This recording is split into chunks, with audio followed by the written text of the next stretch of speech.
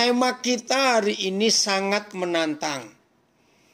Nah, bagi saudara yang mendengar tema ini dan mengagetkan dan tidak nyambung, tidak setuju di benak saudara, saya minta demi kasih Kristus, jangan keluar dulu, meninggalkan Zoom, Instagram, dan Facebook. Dengar dulu sampai selesai. Selama saya hidup sebagai hamba Tuhan, tahun ini saya mensyukuri 49 tahun saya melayani. Baru ada tema yang seunik ini, sehebat ini. Tuhan tanpa agama dan denominasi. Bagi yang belum tahu denominasi, itu gereja-gereja yang alirannya ada ratusan di dunia ini. Enggak cuma di Indonesia. Temanya menantang enggak? Tuhan tanpa agama dan tanpa denominasi. Jadi jangan keluar dulu, dengarkan baik-baik. Saya nggak bahas dulu tentang Tuhan. Semua kita tahulah ya. Tapi saya akan bahas agama. Saudara, saya lupa di tahun berapa. Tapi ada satu titik suatu hari. Ketika saya melihat kekristenan itu kacau balau, amburadul bahasa Jawa. Kekristenan loh saudara.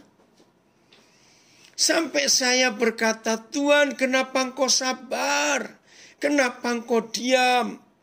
Gerejamu diporak-porandakan oleh agama Kristen. Nah di dalam Kristen pun maaf saudara.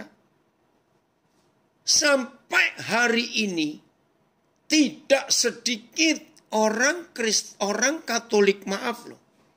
Tidak mau disebut Kristen. Mereka tetap ngotot. Kami Katolik. Nah bayangkan.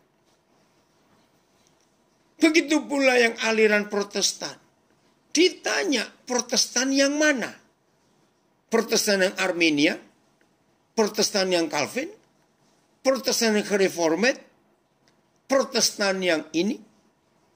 Muncul lagi, maaf saya harus ngomong, Advent. Advent gak mau disebut Protestan, gak mau disebut Pantekosta, apalagi disebut Katolik, enggak. Muncul lagi Pantekosta atau Pentakosta. Enggak akan mau disebut Protestan.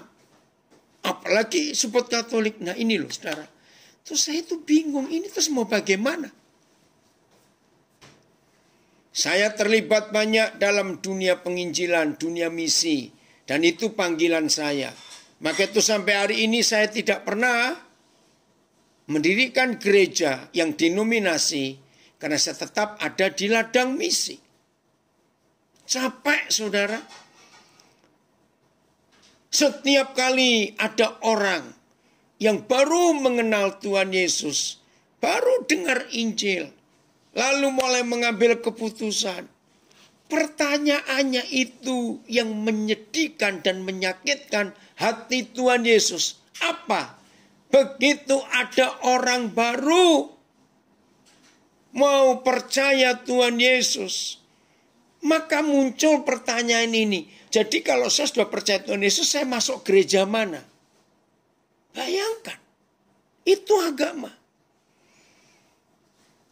Saudara, suatu hari ini titiknya. Saya diundang oleh kira-kira 16 lembaga misi yang kumpul di Bandung, di Lembang tepatnya. Kira-kira tahun 80-an. Nah, saya nggak nyangka kalau reaksi sebagian besar peserta seminar misi itu marah. Kenapa? Saya tunjukkan fakta.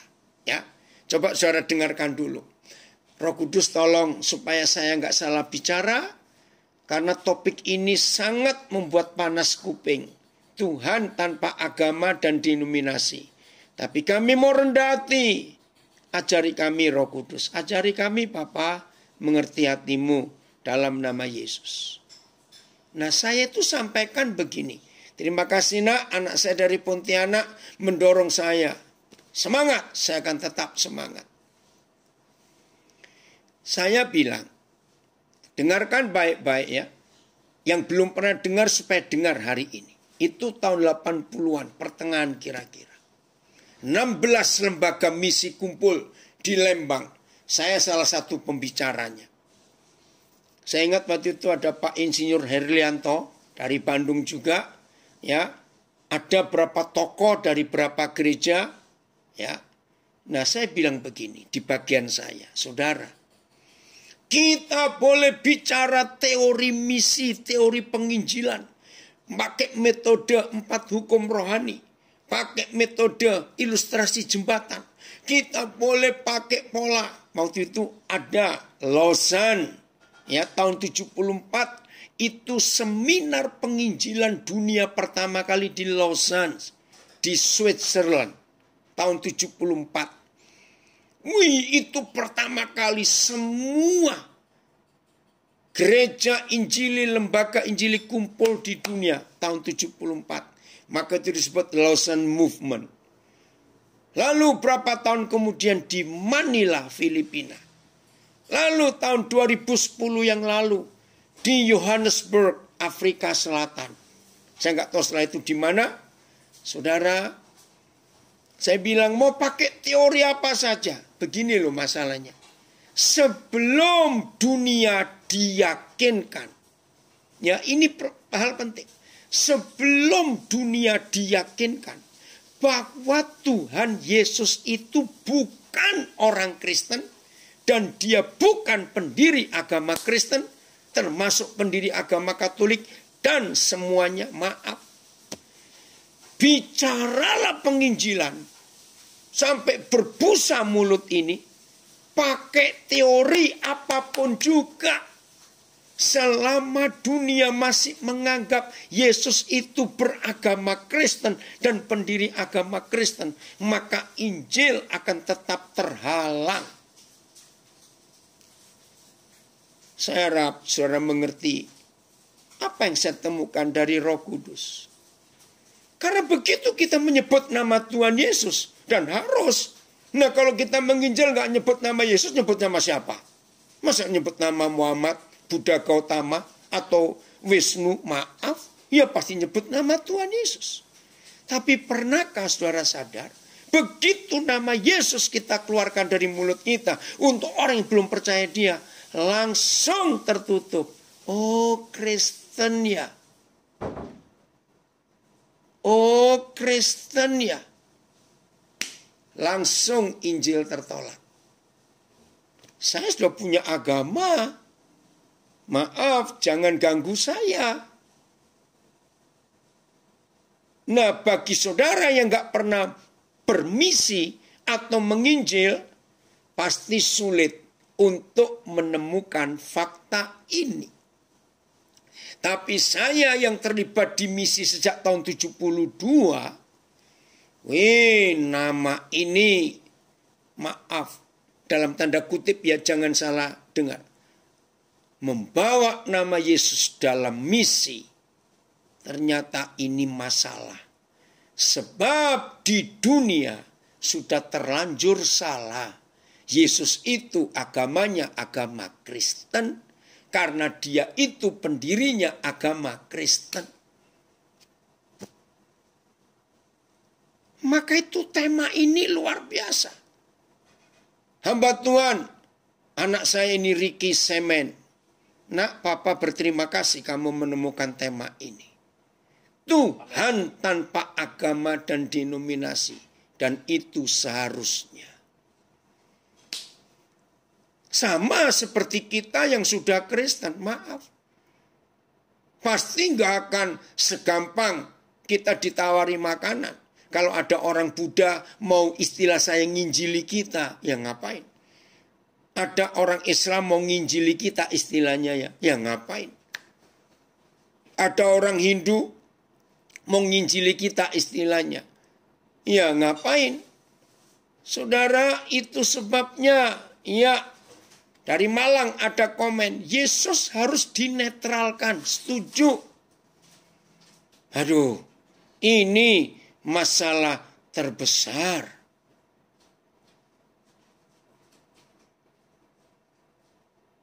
Aduh. Maka itu ayo mulai hari ini saudara. Tema ini kita bahas baik-baik. Tuhan tanpa agama dan denominasi. Nah itu yang pertama soal agama. Yang kedua, maafkan saya. Yang belum pernah tahu supaya hari ini tahu. Saudara, ternyata yang namanya agama itu sadis. Agama itu kejam. Agama itu jahat. Aduh, maafkan saya. Tapi ini fakta. Apa? Begini.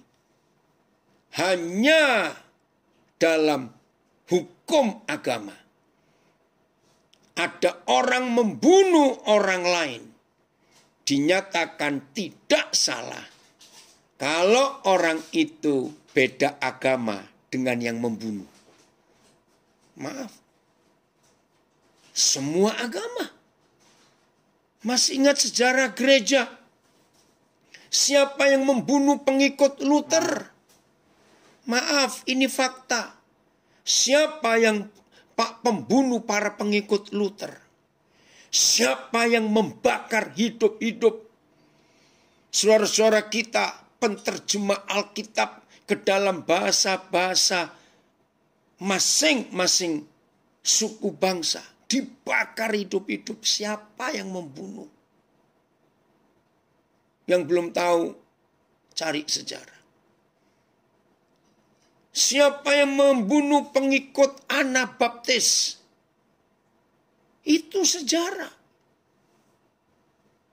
Lihat urusan orang-orang Rohingya. Itu urusan agama. Maaf. Lihat di India. Antara pengikut Hindu yang membunuh orang Islam yang pelihara sapi. Aduh, ribut. Nanti orang Islam bunuh siapa lagi? Maaf ya saudara. Lagi sekali. Yang tidak setuju nggak apa-apa. Ya. Saya nggak mau berdebat. Saya hanya bicara fakta. Ini loh. Agama itu jahat, sadis, kejam. Saya nggak tahu. Maaf. Saya harap saudara bisa mengerti apa yang saya temukan ini. Ternyata saudara, orang beragama begitu kerasukan roh agama. Itu kok seperti haus darah ya. Rasanya itu kalau melihat orang yang gak seagama. Tuhan ampuni kami. Dengan kata lain. Justru agama itu yang merusak habis kepribadian Tuhan yang Maha Kasih. Saya ulangi, justru agama itu yang merusak kepribadian Tuhan yang Maha Kasih, Maha Adil, Maha Kudus. Di Belanda tahun 2019 yang lalu, awal. Ya. Saya kenal seorang namanya Wina Ciuk. Ya. Nah, saya kenal baik. Dari dia masih SD saya sudah kenal dia. Sekarang anaknya sudah 3, sudah besar-besar. Nah, dia punya tetangga baik. Orang India. Hindu. Nah, karena tetanggaan sering jalan bersama, naik sepeda kalau di Belanda begitu. Nah, berapa kali mereka bertemu, keluarga orang India ini selalu menanyakan. Karena mereka tahu Winachuk ini seorang pelayan Tuhan juga. Ya, pelayanannya luar biasa. Lalu suatu hari terlibatlah percakapan tentang Tuhan. Waduh, ada berapa pertanyaan yang Winachuk ini nggak bisa jawab. Terus Wina bilang, tunggu ya. Aku kenal seorang hamba Tuhan dari Indonesia. Wah, dia bilang, jangan. Saya nggak mau bicara agama. Oh enggak. Wina mengenalkan. Nggak apa-apa. Ini temanku ini beda dengan yang lain. Akhirnya suatu hari saya dapat kesempatan untuk ke Belanda. Nah, saya dipertemukan dengan saudara ini, seorang bapak yang sedang capek, ingin mencari Tuhan. Ternyata dia belajar agama macam-macam, walaupun dasarnya Hindu. Nah, sekarang saya sudah diberitahu siapa dia, apa kerinduannya. Saya dengan enteng saja, akhirnya saya bertamu ke rumahnya, dibawa oleh Wina ini. Nah, duduklah kami, yang ngomong-ngomong ringan-ringan dulu, sampai kepada poinnya. Ya, saya dengar dari Wina bahwa saudara sedang mencari Tuhan. Iya, saudara, saya itu cuma ngomong begini, saya itu nggak ada maksud apa-apa. Saya berkata kepada Bapak, jangan sekali-kali mencari Tuhan di dalam agama, malah nggak ketemu. Saudara, kan saya biasa ngomong. Tiba-tiba dia berdiri, saudara. Kami duduk. Tiba-tiba dia berdiri. Dia ulurkan tangannya. Dia minta saya jabatan tangan. Ya, saya berikan tangan saya dong. Karena dia minta. Begitu dia pegang tangan saya berdiri juga. Dia pegang kuat-kuat sambil digoyang-goyang. Jawaban ini yang saya tunggu lebih dari 50 tahun. Woi, umurnya memang sudah lebih 50 tahun. Saya sejak kecil sudah taat beragama karena orang tua kami. Dan hari ini saya baru menemukan betul saya capek dengan aturan agama. Ini tangan masih dipegang sampai digoyang-goyang. Terus dia tanya, kalau begitu, di mana saya bisa menemukan Tuhan? Saya ini ngomong enteng loh saudara, karena itu yang saya alami. Bapak akan menemukan Tuhan di dalam diri, dalam hidup seorang ayah. Saudara, sambil tangan masih dipegang, dia menangis. Justru ini, ayah kami itu baik, kerja keras untuk masa depan anak-anaknya. Sampai jarang pulang, tapi uang kami tercukupi. Hari ini saya ketemu jawaban.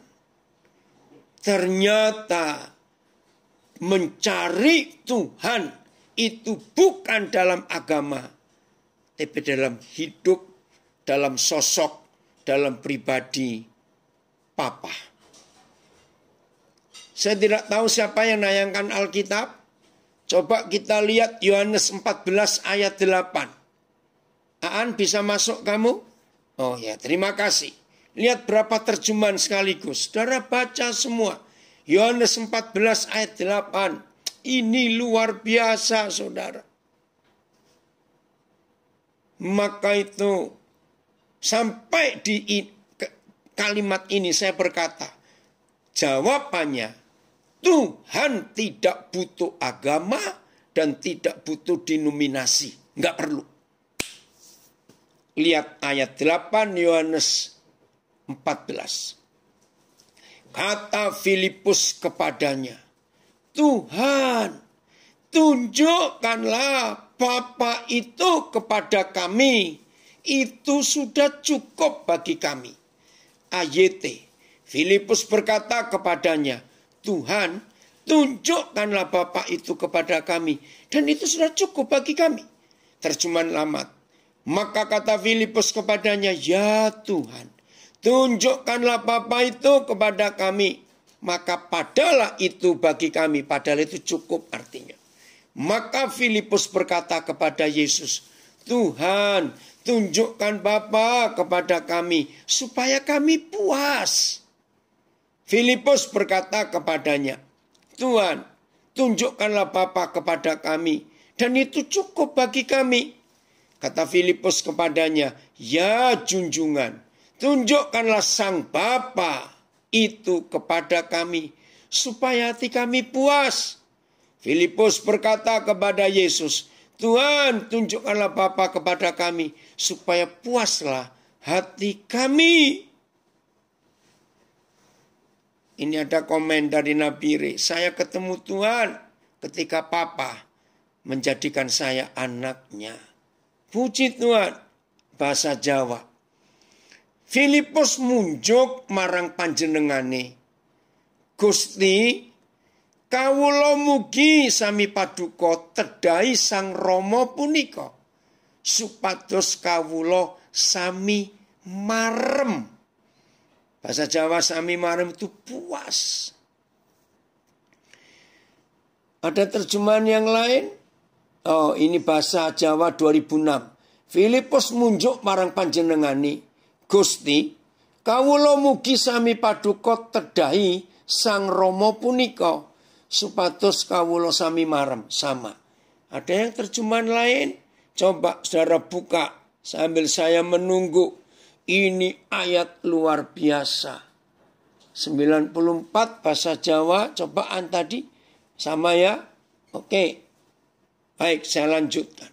Saudara, inilah satu-satunya tulisan. Saya nggak berkata satu-satunya ayat. Dan memang cuma satu-satunya ayat dalam seluruh Alkitab. Filipus, seorang pengikut yang lain berkata, Tuhan, perlihatkanlah Bapa kepada kami supaya kami puas. Kata ini salah kostum. Ya, Yesus nggak pernah pakai baju agama. Kita malah bikin baju sebaik mungkin supaya orang-orang kagum. Kan salah paham. Jelas.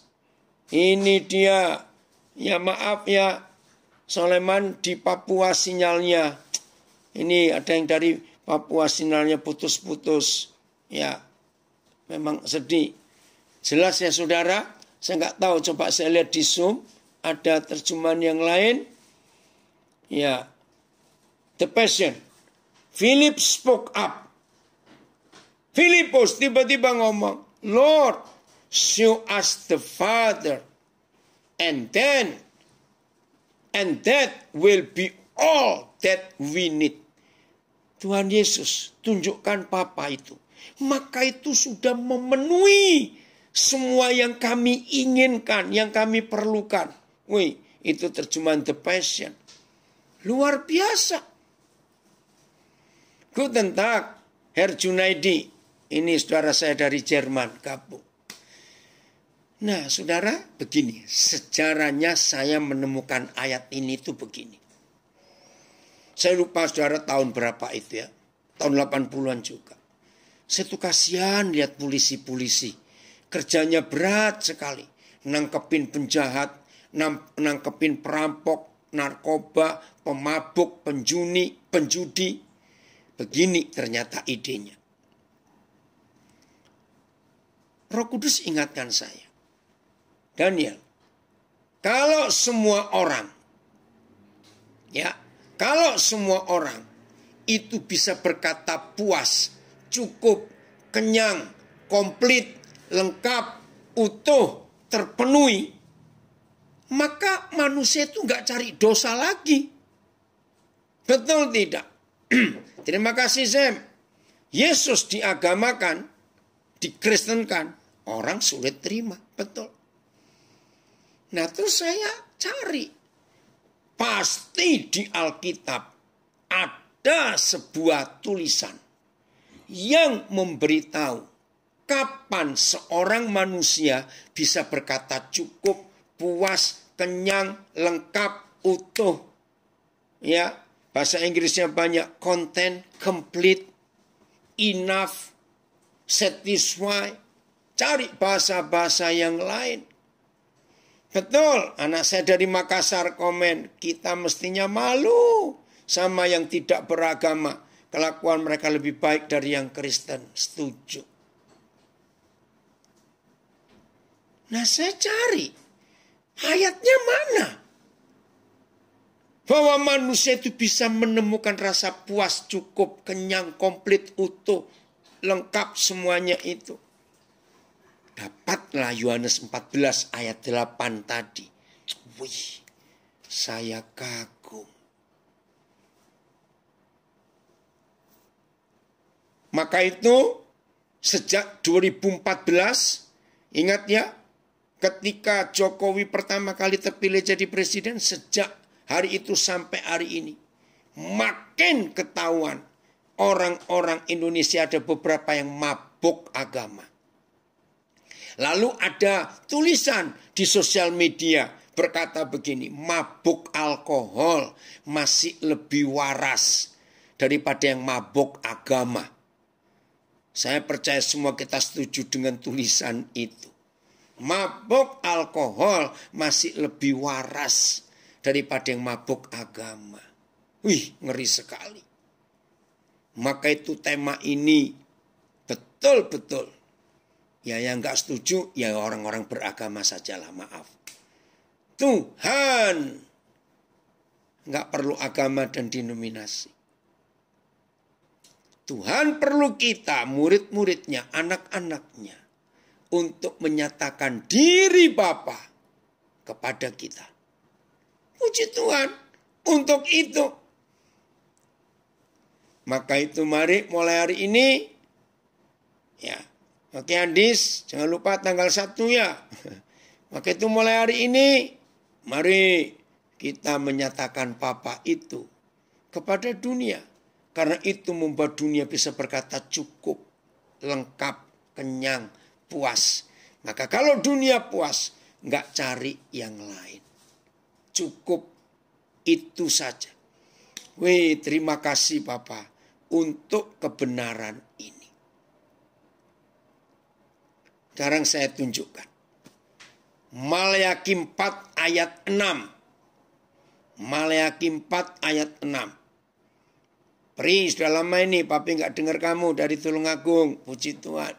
Lihat Maleakhi 4 ayat 6. Ayat terakhir di perjanjian lama.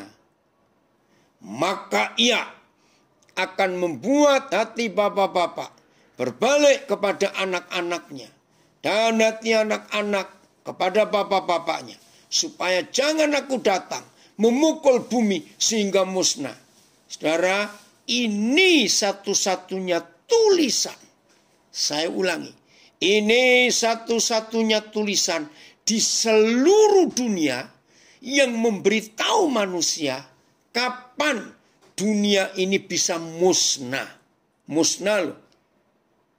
Nggak cuma hancur. Bedanya hancur dengan musnah. Kalau hancur masih bisa kelihatan puing-puingnya, reruntuhannya. Tapi kalau musnah habis. Saya ulangi. Maleakhi 4 ayat 6. Ini satu-satunya tulisan di seluruh dunia.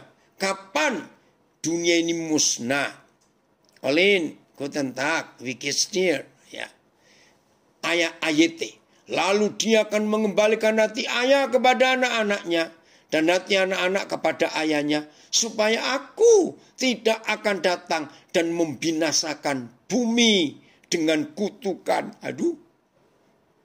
Maka ia pun akan mengembalikan hati bapak-bapak kepada anak-anaknya. Dan hati anak-anak itu kepada bapaknya. Supaya jangan aku datang dan kupalu bumi dengan karam. Ya, ini bahasa lama. Ia akan membuat bapak-bapak dan anak-anak bersatu hati. Supaya aku tidak datang membinasakan negerimu. Ya. Ini dia. Dia akan membuat hati bapak-bapak berbalik kepada anak-anak. Dan hati anak-anak terhadap bapak-bapaknya. Sehingga aku tidak akan datang. Aku tidak datang memukul bumi sampai musnah. Ia akan membuat hati bapak-bapak berbalik kepada anak-anaknya. Dan hati anak-anak kepada bapak-bapaknya. Supaya aku tidak datang dan mengasap bumi dengan penumpasan.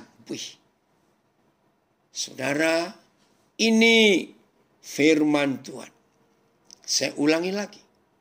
Satu-satunya tulisan di seluruh buku di dunia ini yang memberitahu manusia kapan, mengapa, kok bisa, bagaimana dunia musnah. Hanya Maleakhi 4 ayat 6. Ternyata bumi musnah bukan karena tsunami, karena gunung meletus, karena perang nuklir, karena gempa bumi. Tidak. Karena corona, tidak. Bumi musnah. Kalau ayah-ayah menyakiti hati anak-anaknya, lalu anak-anaknya balik sakit hati. Waduh, ngeri sekali. Berarti, dengarkan kalimat ini. Berarti, memusnahkan bumi, itu setan tidak perlu biaya mahal. Saya ulangi, untuk memusnahkan bumi, setan gak perlu biaya mahal. Cukup hancurkan ayah-ayah, papa-papa, untuk gak mengasihi anak-anaknya. Saudara bayangkan, kalau masih pakai perang nuklir, biayanya mahal. Karena ciptakan bom nuklir itu mahal. Enggak. Cukup ayah-ayah dirusak. Nah, begitu Maleakhi menyampaikan nubuat ini, dan dia dipanggil Tuhan meninggal, berakhirlah perjanjian lama. Nah, September 84. September 84. Saya ada di Salatiga. Saya diundang oleh mahasiswa Kristen dari UKSW, Universitas Kristen Satya Wacana. September 84. KKR 3 hari di gedung pemerintah daerah, GPD namanya waktu itu. Waktu itu satu-satunya gedung besar, ya, selain aulanya UKSW, itu gedung di luar kampus. Ada KKR. Malam kedua, ya saya persiapan untuk malam kedua. Itu masih siang menjelang sore. Saya lagi tenang, saya di kamar kos salah satu mahasiswa. Itu di kampung kecil namanya Kemiri Rejo. Ya, saya lagi santai di kamar kos salah satu mereka. Saudara, tiba-tiba Roh Kudus tanya saya, Daniel, kamu tahu nggak kitab mana yang secara kronologis memulai perjanjian baru? Nah, saya jawab, Matius. Kan itu memang. Tapi Papa bilang bukan, Daniel. Secara kronologis. Nah, itu yang saya seumur-umur nggak pernah mikir. Iya ya, di kitab mana yang menandai bahwa itu perjanjian baru dimulai? Iya, karena saya nggak pernah tahu, saya cari.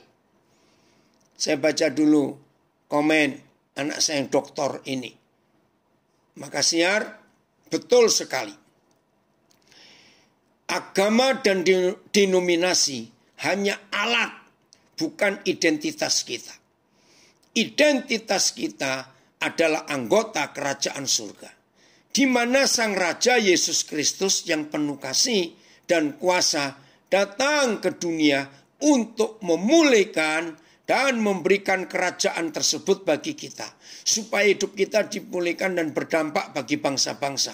Ketika kekristenan dibungkus sebagai agama dan denominasi, aliran ini, aliran itu, maka saya mengamati kita menjadi terkotak-kotak, eksklusif, terpecah-pecah, dan menjadi powerless. Betul, jadi nggak punya kuasa. karena kotak-kotak itu. Nah, saya cari di mana ya kronologis loh. Jadi maksudnya begini.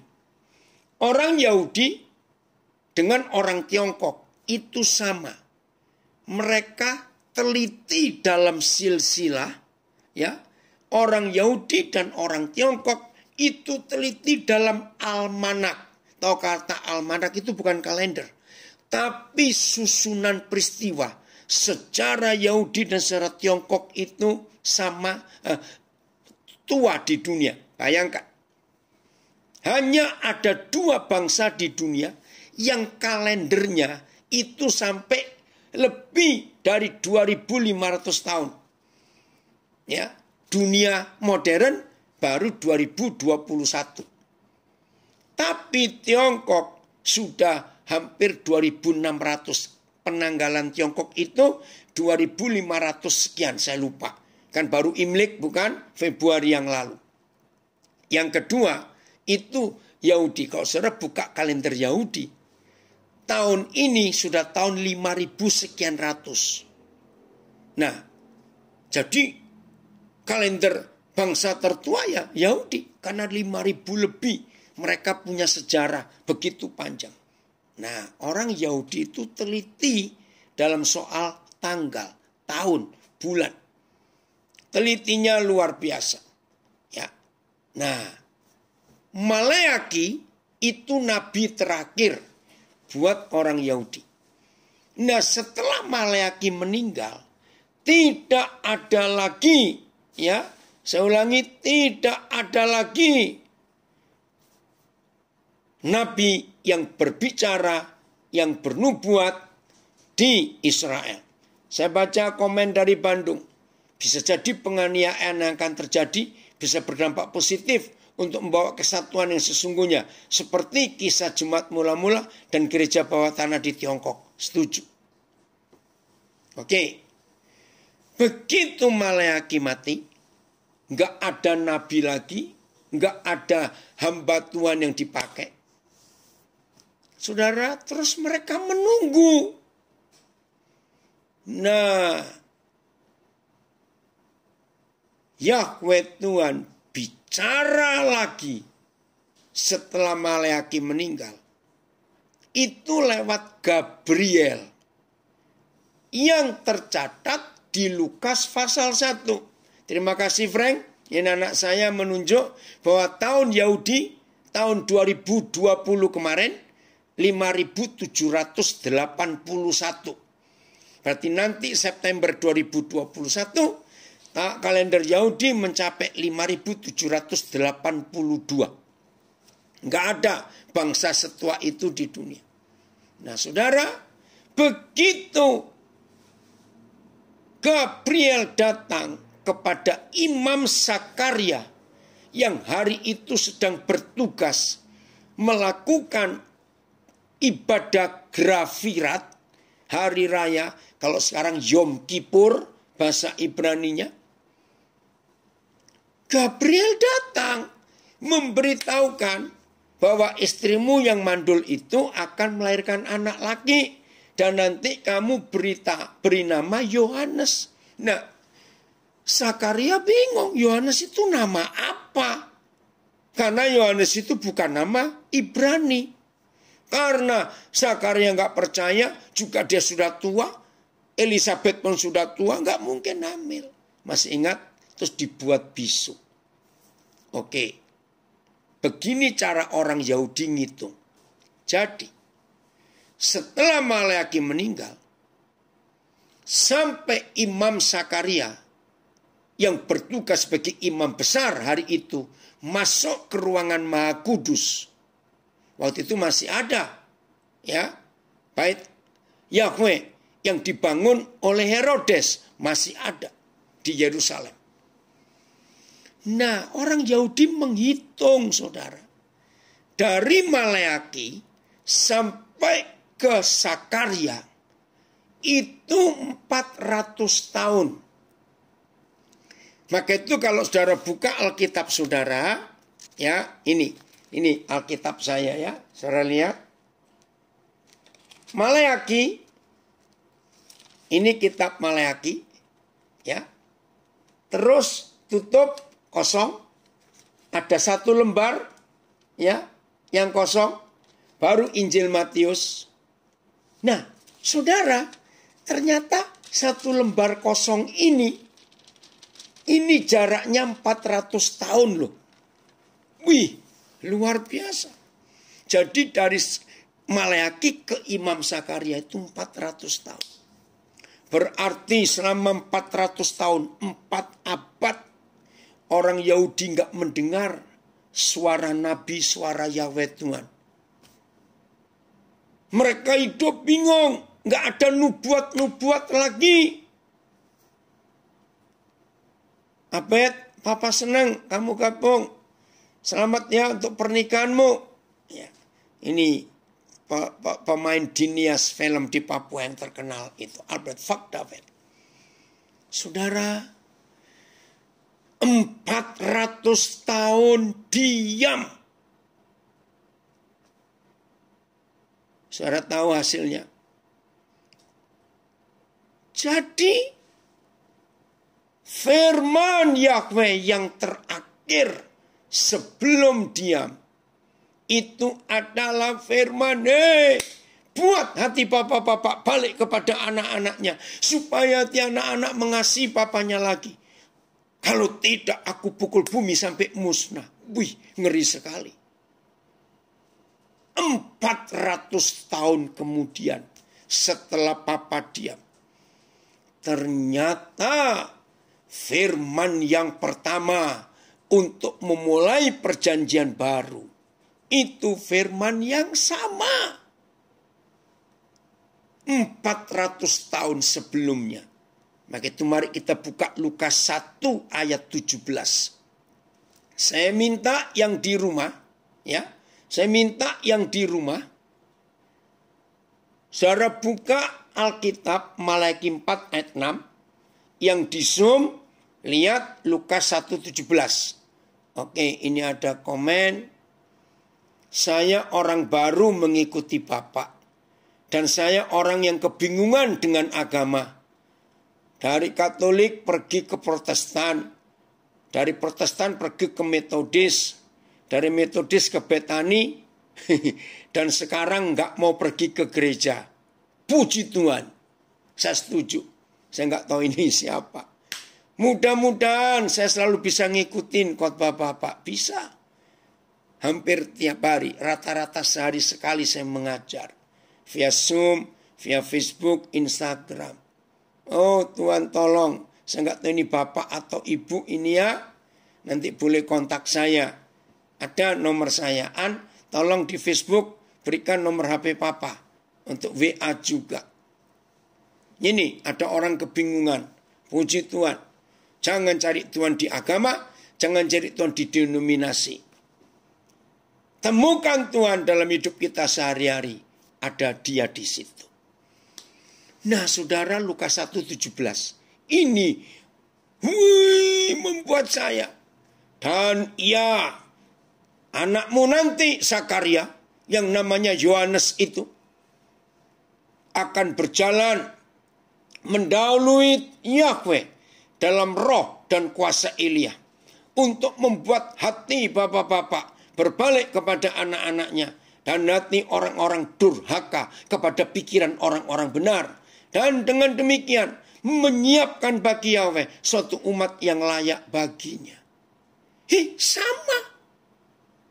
Jadi firman terakhir perjanjian lama Maleaki 4 ayat 6. Dengan firman pertama memulai perjanjian baru 400 tahun kemudian. Itu sama. Saudara, apa yang terjadi dengan saya? September 84. Saya meraung di kamar kos itu. Saya pukul-pukul lantai. Saya menjerit, Tuhan, ampuni. Bayangkan, firman yang terakhir perjanjian lama adalah firman yang sama perjanjian baru. Ini kronologisnya. Saya mau baca ada berapa komen ini. Memang agama itu membawa perpecahan sangat-sangat menyesalkan sekali. Betul. Luar biasa. Hati haus dan lapar akan kebenaran. FAYH, saya baca. Pengajarannya akan mempersatukan lagi para ayah dengan anak-anaknya. Sehingga mereka menjadi sehati dan sepikiran. Karena mereka akan tahu bahwa kalau mereka tidak mau bertobat, aku akan datang dan menghancurkan tanah mereka. Sama sekali menakutkan sekali. Ini luar biasa. Oh Tuhan, ampuni kami.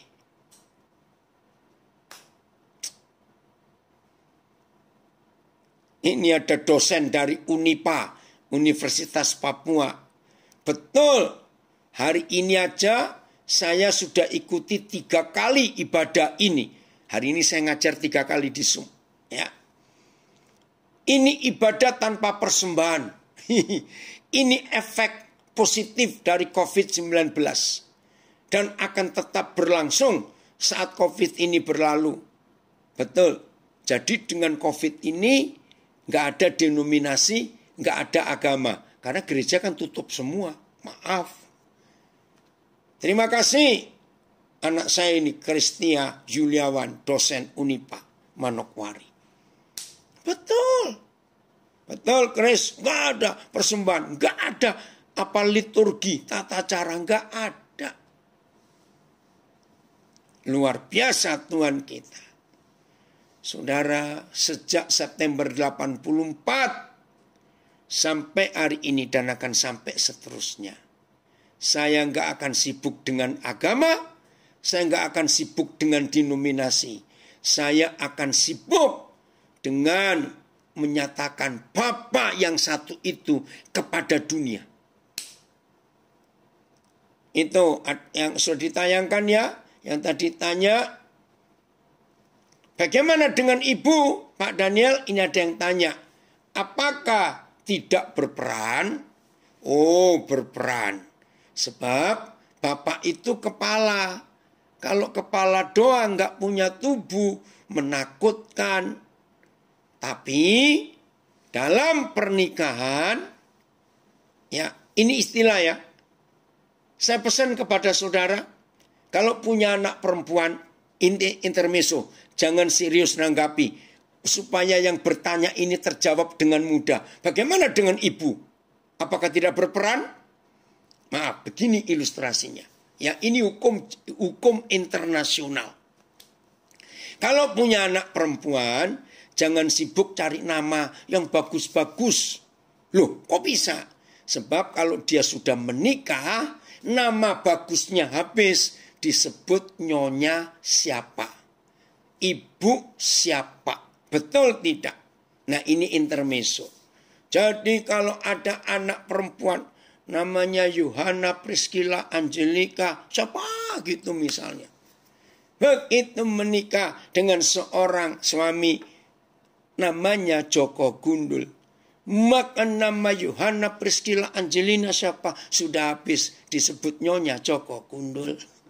Jangan tersinggung. Itu hukum internasional. Jadi ibu, istri tetap berperan sebagai tubuh dari kepala. Mudah-mudahan jelas ya. Haleluya. Puji Bapa Yahweh. Kami juga sudah keluar dari organisasi. Kami hanya beribadah di rumah saja. Dan banyak sekali rahasia firman-Nya. Maaf. Dan banyak yang menakuti kami. Nanti kalau ada apa-apa siapa yang lihat. Tapi pada waktu itu Roh Kudus sampaikan. Jangan takut dengan perkataan manusia. Karena manusia itu terbatas, tapi Elohim tidak pernah terbatas. Sangat diberkati. Dan Tuhan mengajarkan kami hidup dalam ketaatan, kesetiaan, dan kekudusan. Amin. Oke Lambas. Jadi siapapun nama calon istrimu nanti, dia akan disebut Nyonya Lambas Septiam Sinaga. Oke ya. Tahu ya, maafkan saya. Saudara, lagi sekali. Yang masih punya konsep agama dan denominasi, biarlah hari ini Roh Kudus mulai menjelaskan kepada kita masing-masing. Berarti kesimpulannya, dunia ini nggak perlu agama, dunia ini nggak perlu denominasi, dunia ini perlu papa, perlu ayah. Wih, ini yang luar biasa. Dengan demikian kita bisa menyelamatkan banyak orang. Karena kalau orang disebutkan agama ini agama itu ada. Iya, dari Parigi menulis, kembali seperti zaman Tuhan Yesus. Beliau tidak pakai liturgi, langsung sampaikan firman Yahweh. Amin. Inilah kebenaran itu. Apalagi gereja-gereja yang masih pakai daun ini, daun itu, baju ini, baju itu, mahal-mahal lagi. Hari ini semua tidak berlaku karena COVID. Jelas ya? Bagian terakhir. Lalu, bagaimana dengan dunia ini? Kalau nggak ada agama. Tahun 70-an. John Lennon. Nah ini nyebut John Lennon. Yang generasi muda nggak tahu. Anggota pemimpin The Beatles tahun itu ya. Saudara boleh cari di Google, di internet. Lagu yang membuat dunia gempar. Khususnya orang beragama marah. Lagunya Imagine. Bayangkan. Ya, imagine. Nah, salah satu kalimat saudara. Imagine if the world without religion. Itu tahun 70-an. John Lennon sudah muak dengan agama. Nah, saya pernah khotbah. Tahun 70-an itu akhir. Wih, ada pendeta yang marah. Saya dibilang penyesat, ya nggak apa-apa. Karena memang agama itu jahat. Aduh saudara. Saya sampai menangis mendengar penjelasan ini. Memang banyak orang kehilangan figur papa di rumah.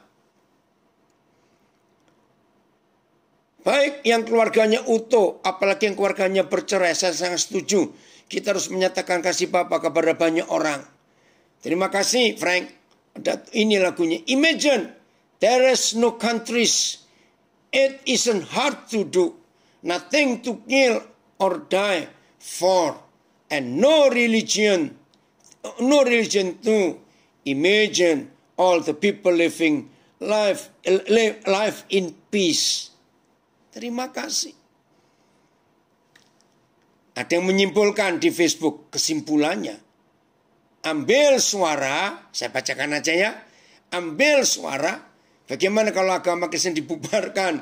Karena gedung gereja pun sepi karena tutup. Ada nyonya corona. Wah ini yang nulis luar biasa. Maaf. Enggak usah dibubarkan. Sekarang sudah bubar sendiri.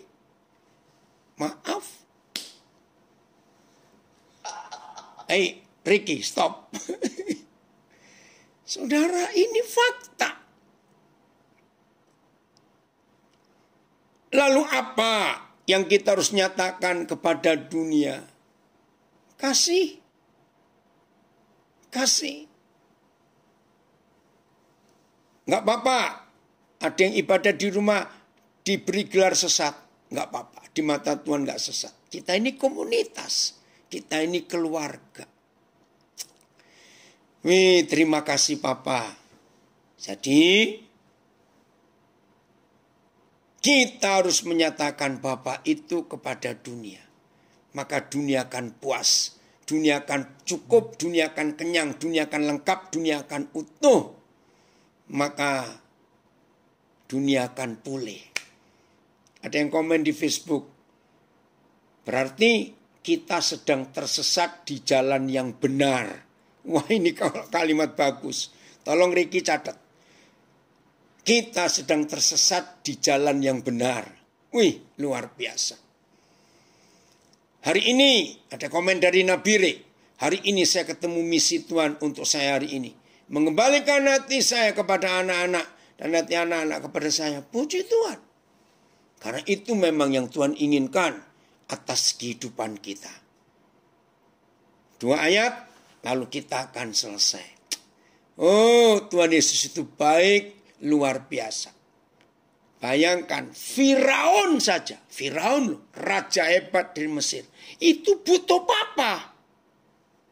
Kejadian 45 ayat 8. Buka Kejadian 45 ayat 8. Firaun itu butuh papa. Oh, ini ada yang komen yang ikuti tema berapa hari yang lalu ya. Tersesat di dalam gereja. Lebih baik tersesat di jalan yang benar daripada tersesat di dalam gereja. Betul? Kejadian 40 ayat 8-an, bukan ayat 7. Lihat Kejadian 45 ayat 8. 2 ayat ya. Jadi, bukanlah kamu yang menyuruh aku ke sini, tetapi Tuhan. Dialah, Yahweh Tuhanlah, yang menempatkan aku sebagai papa bagi Firaun. Ayat. Jadi bukan kalian yang telah mengutus aku ke Mesir ini, melainkan Tuhan. Dia, Yahweh Tuhan, telah menjadikan aku ayah bagi Firaun. Bayangkan. Terjemahan lama. Dijadikannya aku akan ayah Firaun. BIS. Dia telah menjadikan saya pegawai tertinggi Mesir. Oke. MLT. Dan dia telah menempatkan aku sebagai bapak bagi Firaun. Terjemahan yang berikut. Ia mengangkat aku sebagai bapak bagi Firaun. Terjemahan yang berikut. Dia mengangkat aku sebagai bapak bagi Firaun. Saudara bayangkan. Firaun saja butuh papa. Raja hebat. Maka itu tema ini luar biasa. Tuhan tidak butuh agama dan denominasi. Ada komen dari Biak. Makasih Papi untuk firman Tuhan yang luar biasa malam ini. Saya akan mengajarkan kepada anak-anak sekolah minggu firman Tuhan ini. Puji Tuhan.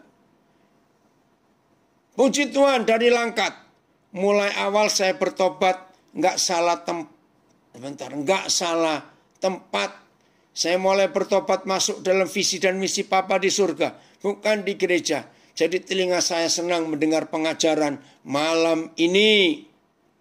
Puji Tuhan. Ya paling susah mengeluarkan Yesus dari kekristenan. Setuju.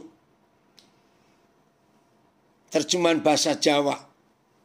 Dadine dudu kowe kang akon aku mrene ya ke Mesir. Nanging Gusti Yahuwa ya iya panjenengane kang merenahake aku dadi ramane sang Prabu Pringon. Ramane itu ayahnya. Raja Firaun. Bayangkan. Jadi siap ya mulai hari ini. Kita menjadi papa. Mewakili papa di surga. Menunjukkan kepada dunia. Ayat yang kedua terakhir. Filemon. Kitab Filemon. Ya. Dalam penjara pun orang-orang itu memerlukan papa. Saya ulangi. Dalam penjara pun para nabi itu perlu papa. Ini luar biasa. Ada yang komen lagi bersaksi. Saya sempat bicara kepada pendeta-pendeta bahwa figur Bapa sudah hilang. Dan semoga Bapak, Ayah, Papi itu ingat tugas di bumi ini adalah Bapak dengan benar. Ayah saya almarhum jadi figur Bapak oleh cucunya. Bukan ayahnya yang jadi contoh. Aneh. Tuhan ingin semua sadar tanggung jawab dalam misi Bapa di surga. Betul. Komen dari Klaten. jadi menyesatkan orang ke jalan yang benar. Tema hari ini. Filemon ayat yang saya kalau ingat ini. Ayat yang ke-10. Ya. Filemon ayat 10. Filemon itu cuma satu pasal. Mengajukan permintaan kepadamu mengenai anakku yang kudapat selagi aku dalam penjara, yakni Onesimus. Memohon kepadamu Filemon untuk anakku Onesimus yang aku dapatkan selama aku ada di penjara. Aku mintalah engkau karena anakku yang telah kuperoleh di dalam hal aku terbelenggu ini. Saya Paulus mengajukan satu permintaan kepadamu Filemon mengenai Onesimus anak saya di dalam Kristus, sebab di dalam penjara ini saya sudah menjadi bapak rohaninya. MELT. Aku mendesak engkau berkenan dengan Onesimus anakku yang telah kuperanakkan dalam belenggu-belengguku. Aku mendesak engkau berkenan, mengajukan permintaan kepadamu perihal anakku dalam Almasih yang kudapat ketika aku ada dalam penjara ini, yaitu Onesimus. Aku membuat permintaan ini bagi pihak Onesimus yang telah kujadikan sebagai anakku sendiri sewaktu aku dalam penjara. Betul, ada yang mengingatkan, kebetulan sekali tanggal 5 April ada KKR bersama 50 lapas. Sudah lebih bagus, lebih 50. Luar biasa. Siapa? Ada terjemahan lain enggak? Yang ayat ini. Ayat 10. Ada yang buka terjemahan lain? Ada yang di Zoom chatting? Coba. Ada enggak? The Passion apa? Oh, enggak ada ya.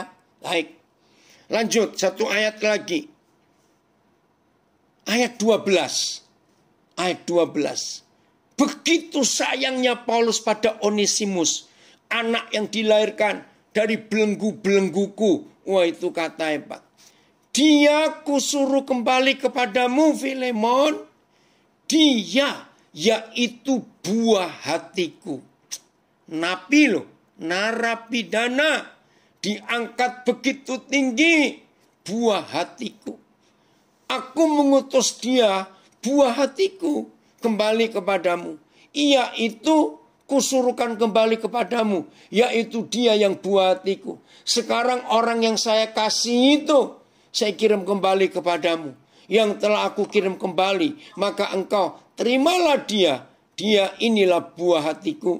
Aku menyuruh dia, yaitu buah hatiku, untuk kembali kepadamu. Aku mengantar kembali kepadamu Onesimus, yang amat kukasihi. Bahasa Jawanya ayat 10-12. Penjalukku marang kowe kanggo Onesimus, anakku ana ing Sang Kristus, awit sajrone aku dikunjara, aku dadi bapakne kasukman. Terus ayat 12 saya lompat. Wong sing dak tresnani banget orang yang kukasih dengan sangat, iku dak kon bali melu kowe maneh. Tuhan, terima kasih. Ada banyak orang-orang yang tidak di dalam penjara, tapi hidupnya di penjara karena sakit hati dengan bapaknya. Maka kita harus menyelamatkan mereka. Ini yang dibutuhkan oleh dunia sekarang ini. IMB, aku berharap kepadamu mengenai Onesimus anakku yang aku peroleh ketika aku dalam penjara. Puji Tuhan. Jadi kita bisa mendapatkan banyak anak-anak di sekitar kita. Nah, orang-orang seperti ini ya nggak perlu agama, nggak perlu denominasi. Mereka hanya perlu keluarga. Maka itu saudara dan saya adalah keluarga surga di muka bumi. Betul, aduh saudara ini yang luar biasa. Dari Manado, kita adalah papa-papa di dunia. Dan kita wajib mengajarkan yang benar kepada anak-anak kita. Karena mereka sedang kritis zaman ini. Kadang gereja hanya mengajarkan aturan, doktrin. Bahkan sekolah, walaupun sekolah Kristen. Tapi mengajarkan aturan agama betul. Jadi mulai hari ini saudara, ayo nyatakan Tuhan. Bukan dalam agama, bukan dalam denominasi. Tapi nyatakan Tuhan dalam keluarga surga. Yaitu kita. Komen dari Langkat. Seperti Papi Daniel, anaknya ada di mana-mana. Puji Tuhan. Ya. Oke. Boru Sinaga dari Belanda, dari Den Haag. Ya. Puji Tuhan. Kita belajar firman ini supaya kita dikuatkan dan jadi berkat buat dunia. Tuhan Yesus memberkati kita semua. Jadi kesimpulannya, dunia nggak butuh agama dan nggak butuh denominasi. Dunia butuh keluarga. Dan ada Papa di dalamnya. Yaitu kita semua. Dalam nama Yesus terjadi mulai hari ini lewat kita. Terima kasih Pak Ricky Semen yang memberikan kebenaran ini. Shalom semuanya.